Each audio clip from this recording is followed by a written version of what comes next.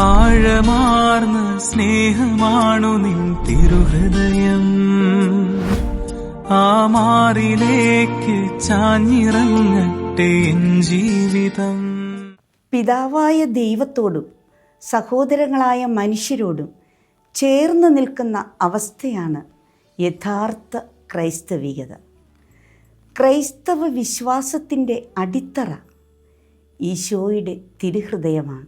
Ezekiel പ്രവാചകൻ്റെ പുസ്തകം 36 അധ്യായം 26 വാക്യം: ഒരു പുതിയ ഹൃദയം നിങ്ങൾക്ക് ഞാൻ നൽകും, ഒരു പുതു ചൈതന്യം നിങ്ങളിൽ ഞാൻ നിക്ഷേപിക്കും.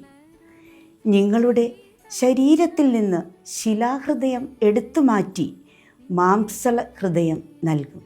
ഹൃദയമെന്നത് സ്നേഹത്തിൻ്റെ പ്രതീകമാണ്, അടയാളമാണ്.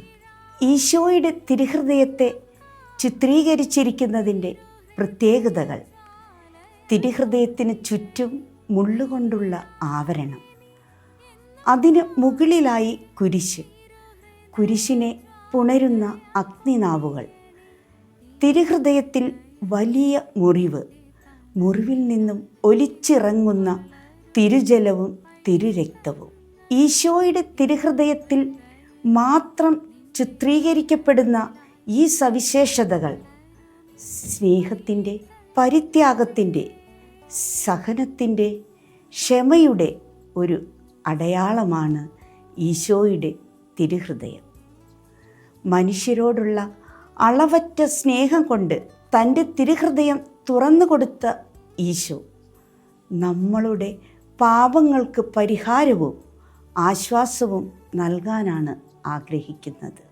നമ്മുടെ കുടുംബങ്ങളിൽ ഈശോയുടെ തിരുഹൃദയത്തിൻ്റെ ചിത്രം പ്രതിഷ്ഠിക്കുകയും കുടുംബങ്ങളെ തിരുഹൃദയത്തിന് സമർപ്പിക്കുകയും കുടുംബ പ്രതിഷ്ഠ പ്രാർത്ഥനകൾ കുടുംബാംഗങ്ങൾ ഒരുമിച്ച് പ്രാർത്ഥിക്കുകയും ചെയ്യുമ്പോൾ കുടുംബങ്ങളിൽ ദൈവത്തിൻ്റെ അനുഗ്രഹവും സമാധാനവും ഐശ്വര്യവും നിലനിൽക്കും. ദിവ്യകാരുണ്യത്തിൽ സന്നിഹിതനായിരിക്കുന്ന യേശുക്രിസ്തുവിൻ്റെ സ്നേഹത്തെയാണ് വിശുദ്ധ കുർബാനയിൽ നാം അനുഭവിക്കുന്നത്.